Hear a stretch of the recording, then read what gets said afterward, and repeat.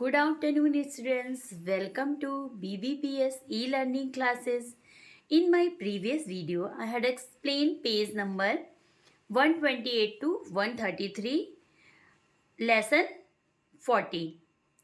Now, in this video, I am going to start remaining portion of this lesson. Page number 134. So, let's start. Mrs. Pringle, give it to me. She remains at the telephone table where there is a pad and a pencil and makes a new diagram. Now she is making a new diagram because old was ruined. Alan, here are some fresh cards. She tears up the old cards, then goes back to help Dunham, who is having a maddening time with the table.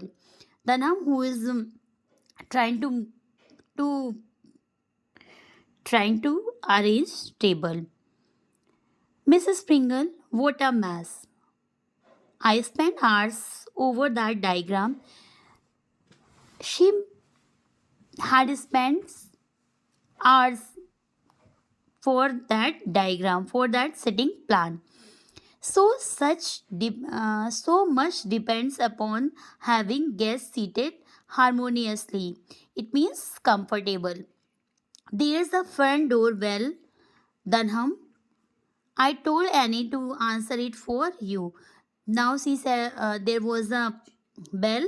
So she said to Dunham that she told Annie to answer for that bell, but now she told Dunham, go peek into the drawing room and tell me who it is. As Dunham goes out, the telephone rings. Mrs. Pringle eyes is suspiciously. Suspiciously means in a way that makes you think that something is wrong. You murderous instrument. Now she is very annoyed with that telephone ring. So she said that telephone is deadly instrument. What have you to say? Now she said that what who is there? Hello, who? Mr. Fransworth? Mr. Oliver Fransworth? No, you are his secretary. Now the opposite side is Mr. Fransworth's secretary. He is what instructed you to make his excuses. It means Mr. Farnsworth also denied to come for dinner. He had to leave. Why? Because he had to leave for Boston at once on very important business. Oh, she hangs up the receiver without completing the conversation, without listening the other side conversation, and hits the telephone in a temper, in a very bad mood. Then rises and places back and forth in a race. She is very upset for that. Now, how dare he? How dare he? The last moment like this, no regards for a hostess feeling.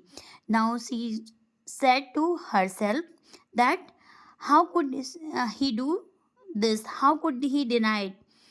The last moment like this, he has no respect for hostess feelings, no regards for the efforts she goes to provide an evening enjoyment, no regards for the efforts that she had done for evening enjoyment. And such a good dinner she planned, such a good dinner I planned, and he promised he would come. Mr. Farnsworth promised that he would come. Business, I don't believe it. He didn't want to exert himself. It means he don't want to come. Was afraid of freezing in the blizzard. Now she said to herself that Mr.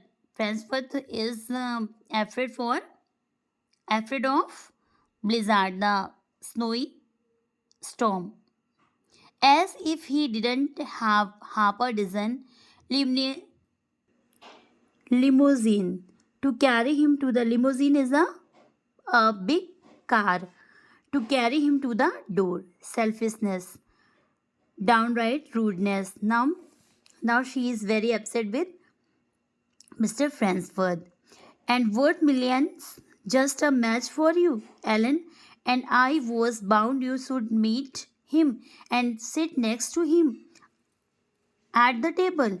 She tears up his card. Now she tears up his card and said that she don't know when she can give you a chance like that again. I am perfectly furious. She is very angry.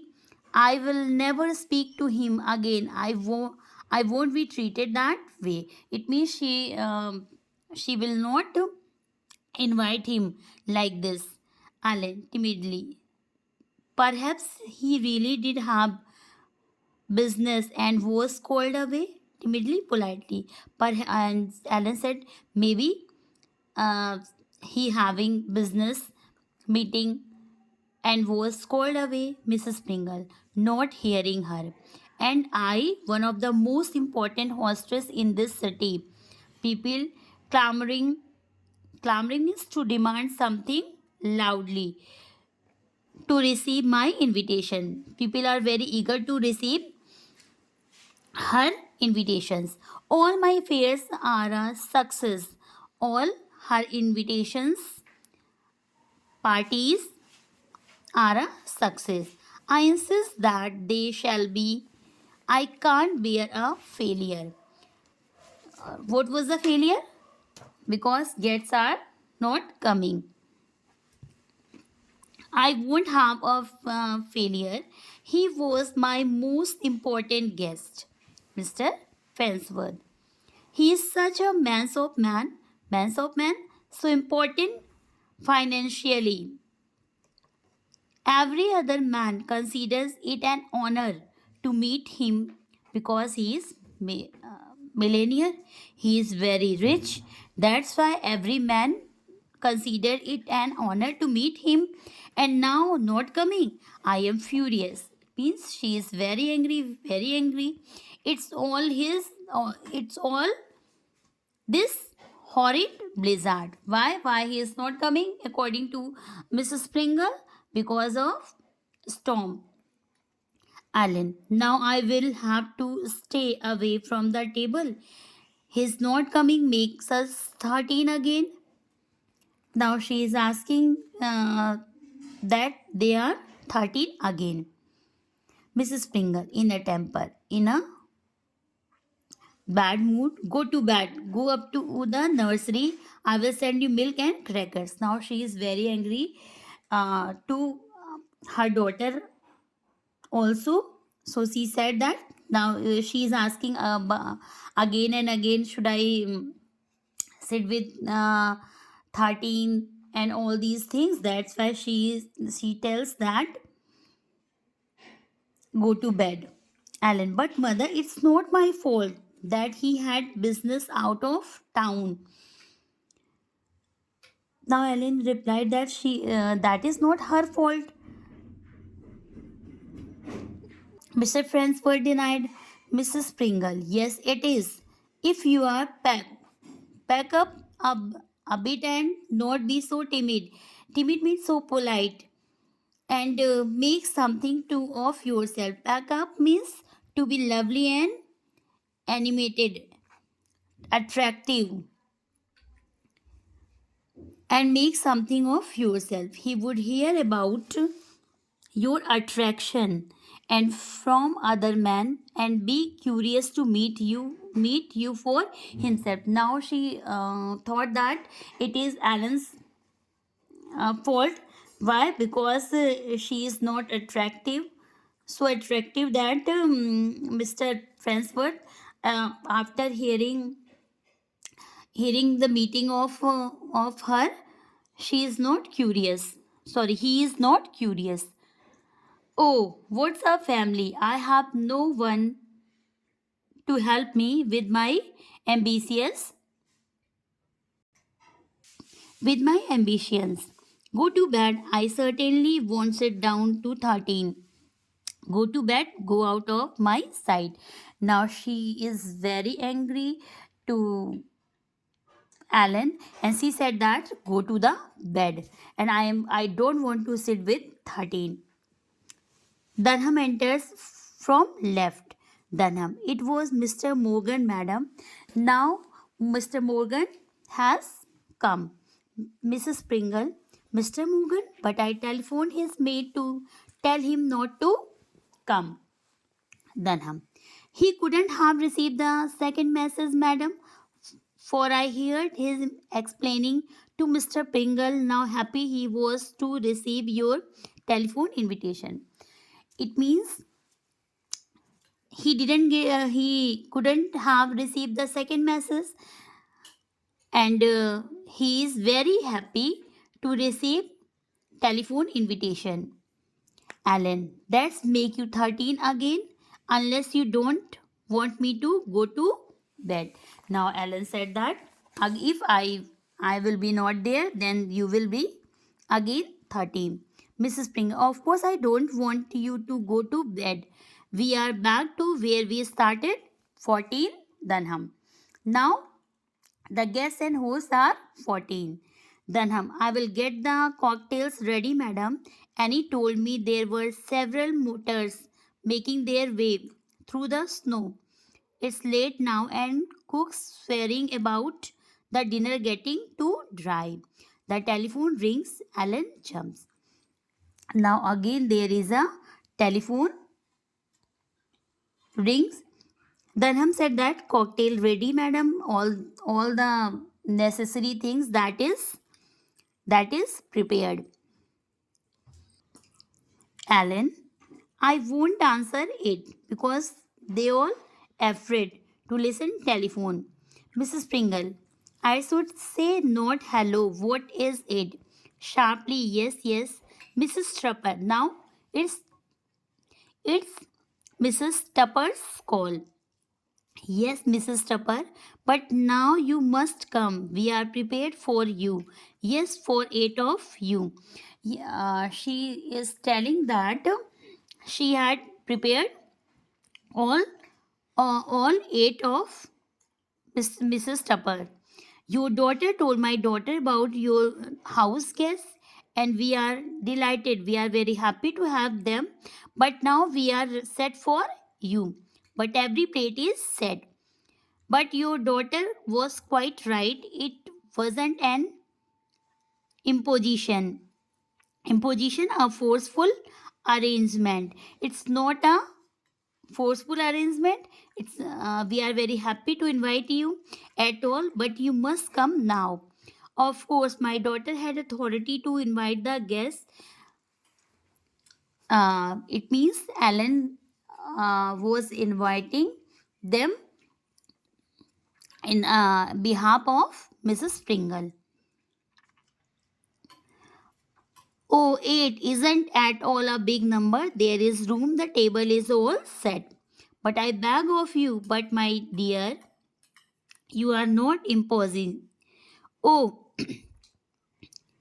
but how foolish of you to take it means to take that stand. Why, my dear, she hangs up the receiver. It means they are denied for coming because 8 is a big number. Now, what do you think of that? Mrs. Tupper is perfectly furious at Ella. She is also angry at Ella of for telling you about the house guests, and says Ella has no tact. No tact means worldly wisdom, not skill.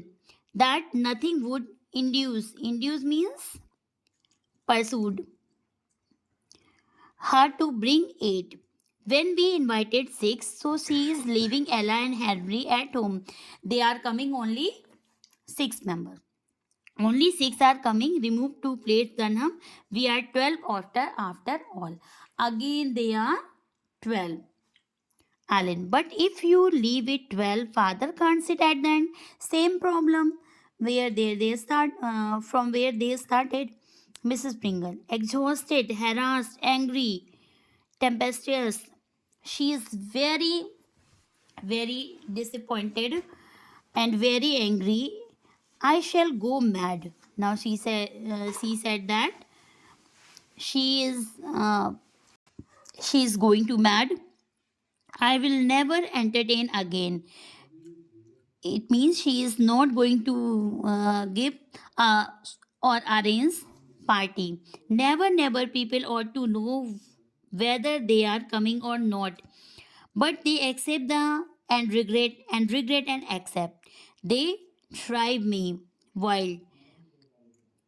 Danham goes out. This is my last dinner party, my very last fiasco. Fiasco means mess, an utter fiasco.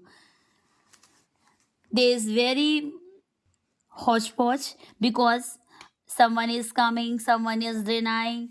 So she is very furious, very angry, and she said that this is the last dinner from my side. Okay, class, I think it is enough for today's video. I will continue it tomorrow. Okay, thank you.